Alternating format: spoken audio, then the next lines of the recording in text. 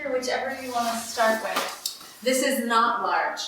Yes, I do. I started really small because I had a very small place, like I was just doing in my daughter's bedroom.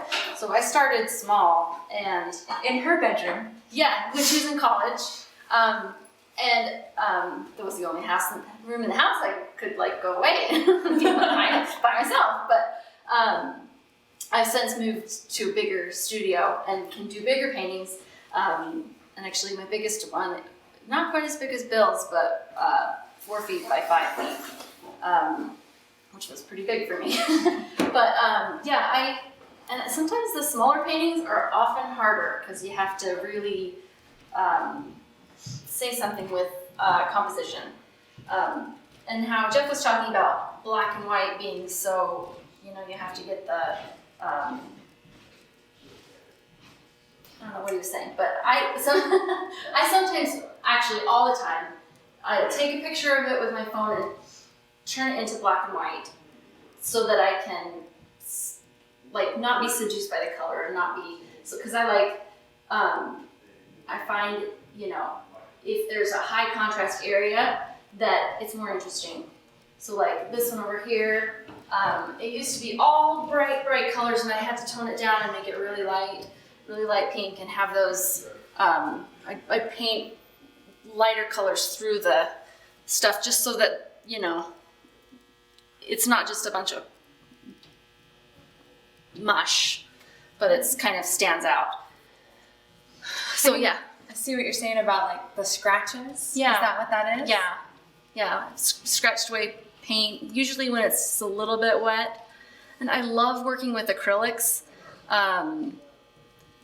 because I feel like, I don't know, a lot of people think oils are easier because, you can keep going into it, and keep, but with acrylics, it dries fast. And so what you put down is there, but you can put more over it quicker. So it's almost like you have a faster reaction time. Okay, yeah, if you're just going to respond to what's on the camera or on the canvas, you can do that more in the moment. Yeah, exactly. It's a lot more spontaneous, where I feel like oil is a lot more meticulous. And I know there's a lot of abstract painters who are fabulous with oil. I'm not at that level. I like that I can't tell. Like this one, where we started was where I had this thought to start, but it applies over there as well. I'm not entirely sure the order in which you did things. Yeah. And in layers sometimes. Yeah. That's really easy to tell, but I can't, I keep thinking, oh, okay, gray was after, but no, there's a spot right over there where gray is under that color, or I like that. And I feel like you can see the history of the painting a little bit looking through the layers, but also it kind of entices you with its depth because it's not so cut and dried. Yeah, I can look at the layers, but I'm not getting a linear, overt order of operations out of it. Yeah. What was it? What is that evoking for you? I don't know. A lot of them are just like, this is fun, But that one's called That Thing You Do, mostly because there's that song. I was just thinking, and that movie. In that movie, it was like, I don't know. It was just kind of upbeat kind of. And I do most of my stuff is like super cheerful and,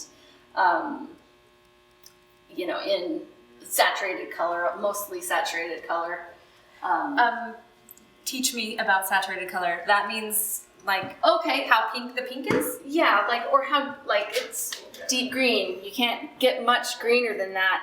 There can be a browner green or a lighter green that's not quite as saturated because there's a lot of white in it. Okay. But this grayish color is very unsaturated, and so having actually the saturated colors next to the unsaturated colors like this and this, the green stands out a lot more when you have that contrast. It's all the differences. If you have something bright yellow surrounded by,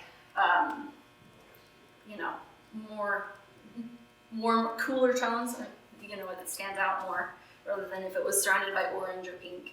I love. Part of me is Yes. panicking because I just don't do that, right? I love the texture on all of them. Like Bill, I don't have like huge chunks of texture because mine is just I don't add anything to the paint. It's just the paint, but it's just layers and layers and layers, and it's all under there. And this one especially is very touchable. That's really. Is it okay? Yes, okay. yes, Oh my please, gosh. please do. It's just like No, that's not yeah, anything yeah. you do. No, well, this isn't a museum, so you can totally touch it. That is really cool. I've never touched a painting with permission before. Oh, But, awesome. Yeah. Do you have a favorite? Here? Yeah. I know that's maybe a really unfair question. No, actually, I like this one. And I don't know, something I really love like lines surrounded like I love this line right here, just like it's just there, and that's the only kind of bright line that there is. But like I love chaos, and actually I really love imperfection. That's like why I love abstract, is because you can be a beginner and still find something that's great. I don't have to have the most, the best drawing skills, or, it's just all about the position and the composition and the color and the contrast. And so I like the chaos of it. And, I impose a little bit of order every once in a while, like with a straight line this is my favorite part into there. of that. And it like, did you take a It's razor? A ruler and like a really sharp, pointy. It's like a clay modeling stick, but it's got a really sharp point. It's like a needle. Because I love this, in contrast to that. Yeah. I don't even know how to say words about that other than Yeah. I like that.